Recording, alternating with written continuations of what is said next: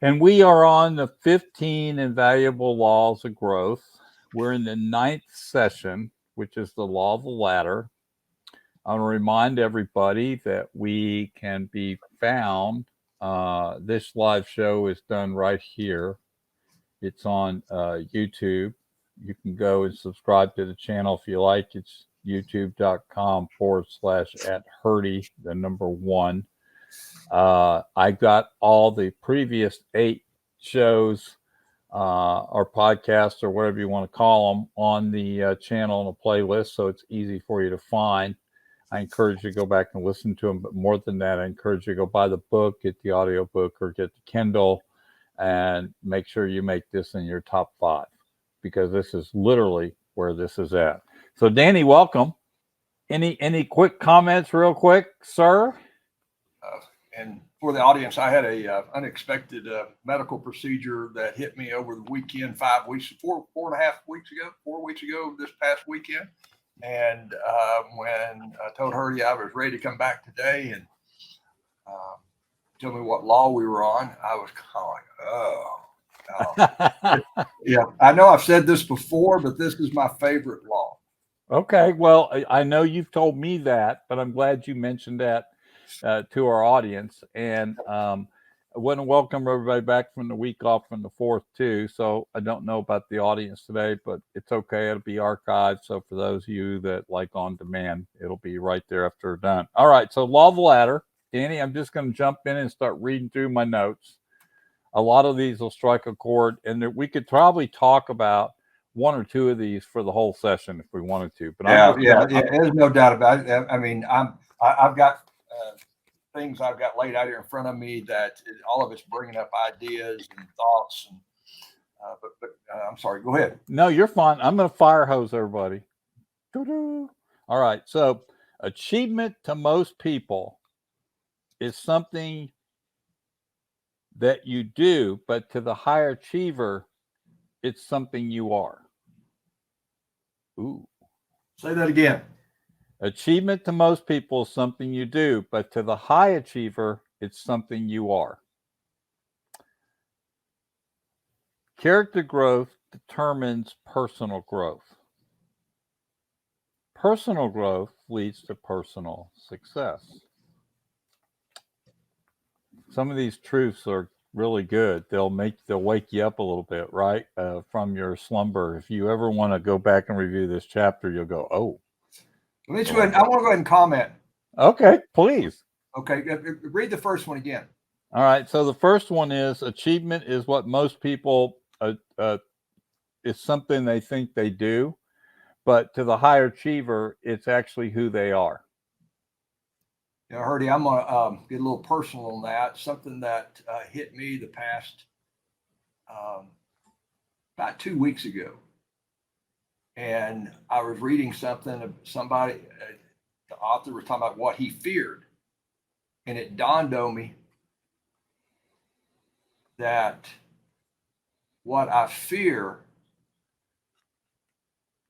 is, and I try to do God's will, but I fear doing God's will and not becoming who He wants me to be.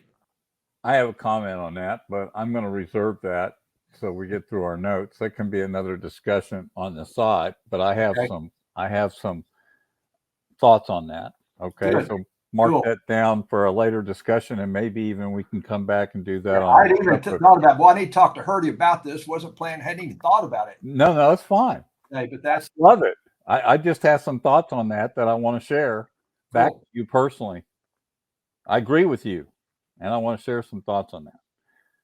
All right, so to be a success, you have to think like a success, which goes back to law number 1, right? Intentional thinking, which I encourage everybody to go back and listen to the law of intentionality, because it's a good basis to get into the rest of these laws. Value of character. Honesty has been selected more often than any other leader characterization. I asked somebody one time, Danny, in a job interview back when we were in the .com days, I asked them, Do you think I value your work skills or your integrity more? Do you think I'd hire you based on your work skills or your integrity? Because a person has character, they can do anything. Yeah. John, I heard John Maxwell say that all failures, character. And that was going to be, wow. That was my next one on my list. Okay. Was that in this chapter? Yeah. Yes. A huge percentage of leadership failures are failures of character. Yeah. And I do, I inwardly, okay, John said it. I want to understand what he says, agree before I end up agreeing or disagree, be sure I understood what he said, but I instantly went, I disagree. Yeah. And I fought that for a long time, but that was 15 years, 12 years ago. You know what? Yeah. So also, and I believe it now. I do. And finally, how do we accomplish this character ladder, which is we're going to get into some of these steps, right? And like I said, we could spend probably hours on just one or two of these, quite frankly, and you will if you go through the book and you start working it for yourself. Obviously, you're going to journal and go through these. But the first one is start to focus on being better on the inside than the outside, inside out. We're always kind of influenced by what's outside of us, but it's inside out that really creates the growth. Right. The inside influences the outside as we think we are. I know you've always talked about this. You've always said, Danny, the way we think is the way we are. And if you don't change your thinking and you don't change some of your habits toward that. Well, yeah, most of us can't change our thinking because we won't entertain other people's ideas. We read a book and we read it with prejudice. We read it from a judgmental point of view that we're just trying to agree and disagree with what the author's saying, or a podcast. I had somebody a couple weeks ago talking about a podcast, and I said, why do you listen to that podcast about, versus another podcast? And he says, well, it's just my type of podcast. I said, so you're agreeing with that? We had this whole argument and our discussion. It was a fun argument that he and I had, and he doesn't listen to anything that's not right in line perfectly what he likes. So we don't learn. Yeah. So I think that goes back to that. I'm only going to do things I'm congruent about, and I'm not going to step into incongruency, right?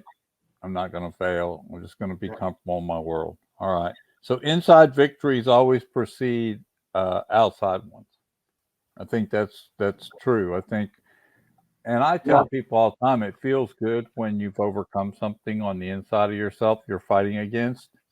It does make that outside victory a little bit less when you can really overcome something, right? Whether it be fear of success, something like that, right?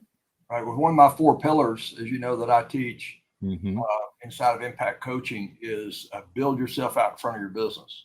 And if you start trying to if all you're doing is building your business and doing it, you're not building yourself, your business will eventually, what's going on in your business will consume you and bring you down. Build yourself first, or I say first, but out ahead of your business. Absolutely. And I'm getting ready to give you a herdism. I have to have one herdism per deal, So outside actions, and it goes back to law of intentionality, but outside actions are what I call busyness, does not mean success. Yeah, I agree. I know plenty of people, and I remember first couple of years of my business, I was super busy, but I had nothing to write home about. Yeah. Well, there's the what is it? Law number 2, the law of the lid. Yeah.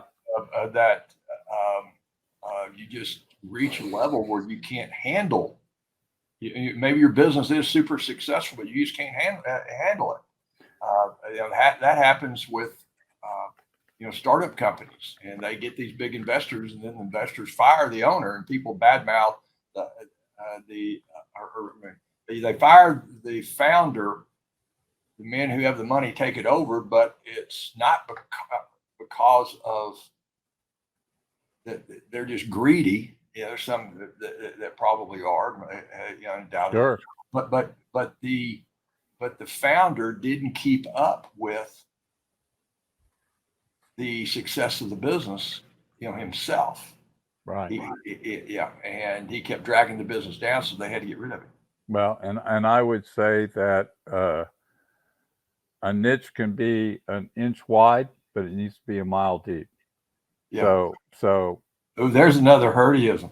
Yeah. Well, that came from another book. So and that's the thing. The reading keeps you educated and keeps the growth process going. There's a lot there. That's another whole discussion, of course, that we could have, in that sometimes osmosis thinking, what I call saturation thinking, it ends up that knowledge reaches this is kind of another Hurdy thought, is that knowledge, you start to obtain knowledge, but then eventually that knowledge wraps its arms around you and brings you into the fold, and then and you start through that hugging process, right? It starts to change you, and being open to it and realizing it, I guess. All right, so inside development is totally within our control, which means we have to fight against our personal choices. I think that's something we can honestly say everybody struggles with, right? That's a common human trait, is that we're always struggling for things in our lives to control. But it's based on making good personal choices, and that involves growth. So we could go really deep on that one, couldn't we? Yeah, I mean, okay, repeat what you said to start this. I said inside development is totally within our control, but it's a big fight for the right personal choices, right? Or maybe that's two separate things. But I always thought that personal choices were part of that process. Yeah, well, I think John says there that we can't always determine what happens to us, but we can determine what happens in us. Yes. And what happens in us, which is how we respond, either outwardly or inwardly, to success and failure. These past 4 weeks, I look at, I just used Perk example, and all the training that I've done over the last few years, and did a 48-mile ultra thing back in March, and was simply putting a trailer on my truck 4 weeks ago, and felt something, went to the emergency room, and had a quintuple bypass. Yeah. And how would that? So, that's one of the things that I've struggled with, is how I process that, and how it happens in me, how this process, what's happening in me through this process, because obviously I couldn't control it. I thought I was controlling a lot. I've had CT heart scans and done all kinds of stuff, but it's important as to, I've seen you go through some challenges, and you've working at how you process this, and how we process it, how we feel about it. It's not just the outside, but it's the inside, right? Yeah. How we're feeling about it. Right. And somebody asked me, and I said, well, you know what? I'm working through being thankful for what's happened up to this point, being grateful for what happens after this point in time. Yeah, and I think that circumstances part of that control, right, is we can have people circumstances and we can have event circumstances like what you went through with the event, right, that Right. can get us into more deeper personal choices. So as a result of some event or some circumstance, we have some things to work on, right, depending how we reacted to that. So, Right. if we look at our reactions, I imagine we can look deeper into what's causing that. We call those triggers, as you well know.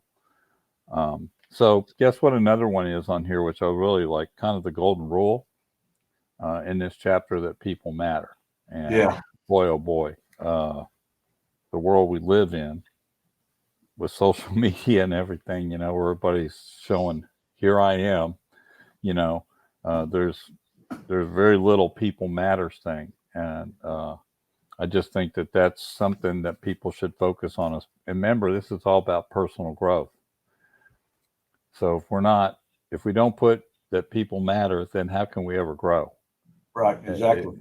Yeah. So he says in the book to think about what you like done to you, and then go ahead and start doing that process for other folks.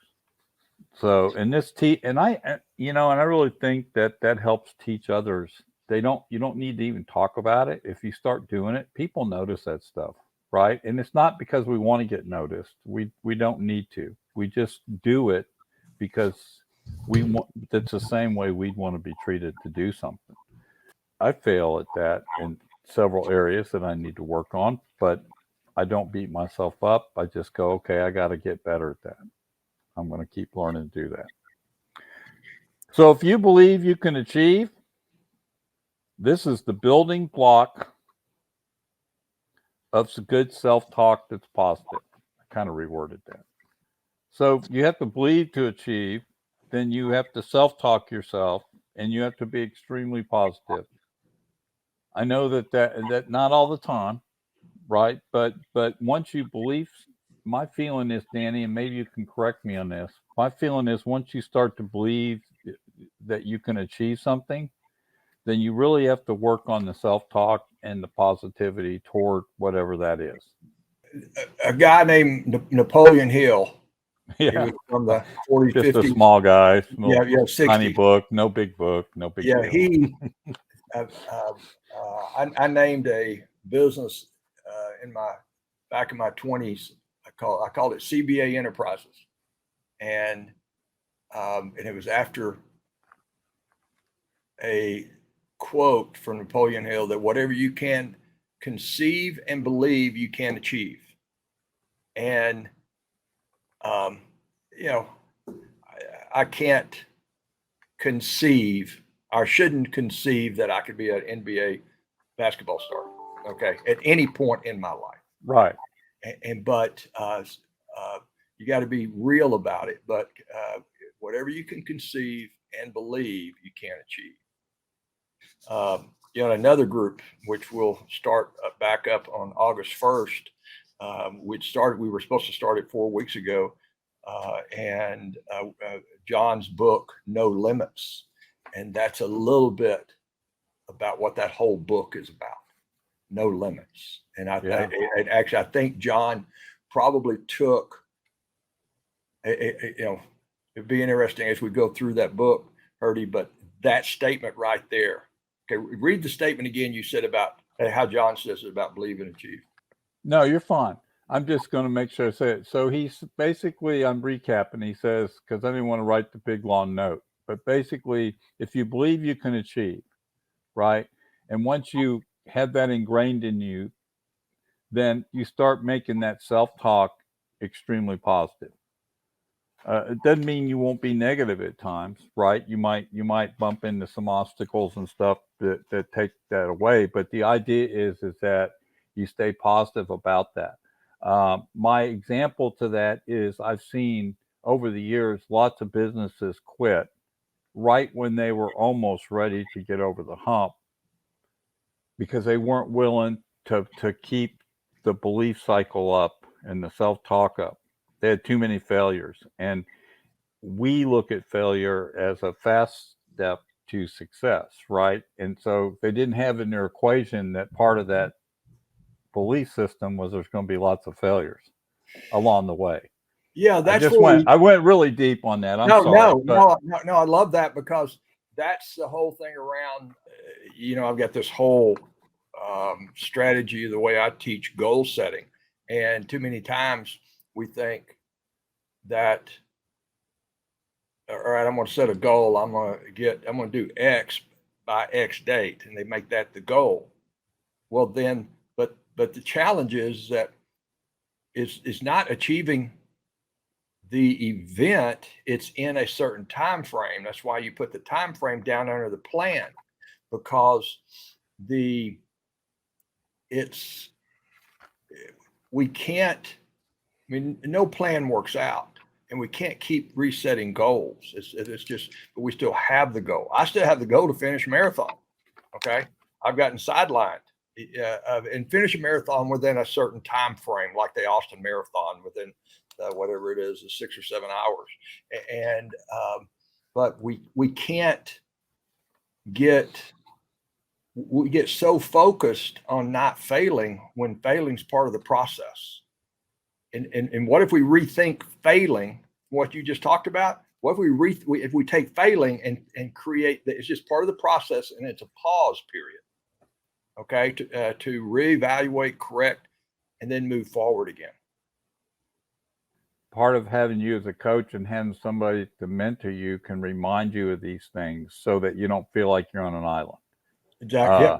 And that's why I used to say this a long time ago. I think it's 2012 when you said this, that anybody that's going to own a business is eventually going to need a coach, a mentor, or somebody to help fill in some of those gaps, right? You can't do this by yourself. And that's big, because I know people are hard-headed and are never going to do that and don't know what they're missing, right? They don't realize there's so much value to that. Yeah, so, which is a plug for you, by the way. There's Danny's website right there, DannyLSmith.com. Has a blog on there, has a way to reach out to him, to get involved with him if you need a coach. Just thought I'd plug you. Okay. Yeah. Thanks, Herdy. About 3 weeks. So my surgery was on I went to the hospital on the 11th of June, and it was about mid-May that I started realizing, okay, I haven't had a real coach in a while. Somebody I'm paying money to be my coach, and that I don't know, doesn't know me. So I started looking around.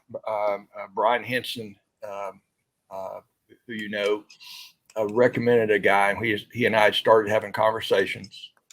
Obviously, that's been put on hold. We picked those conversations back up yesterday, and probably get started August 1st with him. I need a coach for me to move forward in business and doing some things.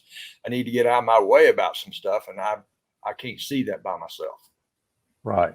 I gotcha. All right. So let me go back over here. I want to click these banners. All right. So here's some applied things, and we'll finish up with these 4 things. I'll just quickly go through them. Look what this is: application. Okay. Principles here. So look at what you have to focus on and make this part of your life. Right. Now I summarized that. Start serving others. Character is not summoned up at the time of crisis. It has to be developed. And pay attention to your soul. Your soul talks. What do you call that? Your soul talk? I like that. Pay attention to what your soul's telling you. Now, I imagine you could probably have an hour conversation about what that means. Mind, subconscious, conscious, heart, whatever that is. The energy within us doesn't matter. Our relationship with God, all that comes into how we learn to focus on ourselves. But remembering the one key thing out of this ladder, the law of the ladder, is everything in here is about inside out. Everything. All growth inside out. Inside out. We may be influenced by outside things, but it's still inside out. What's your final thoughts? I'd like for everybody and you and I to be thinking about this and be good discussions, offline. But think about the rungs of the ladder. And John talks about it in this chapter. We have rungs of a ladder. What happens when you miss going up or down? So think about in business and ladders, when you go up and you go down. What happens when you miss a rung? Ooh, hurts. It hurts. I mean, it's scary. All kinds of things can happen. You grab a hold, you're leaning back, you grab a hold, you pull the ladder on top, you fall, you hit your head. I mean, a lot of bad things can happen. Yes. And John makes a statement in this chapter about having ambition without guidance. I'd encourage everybody to think about the law of the ladder being, or building a business being like a ladder, and you having rungs of a ladder, and what all's on those rungs. And then it's the bottom step, the step that sometimes people step off of, not realizing it's still there. They miss it, but the bottom step being ambition without guide. Do you have ambition? Do you have guidance for your ambition? And what all that means. I like it. Well, on a personal note, thanks for coming back and saving my boring self on the last broadcast. And I'm glad to have you back.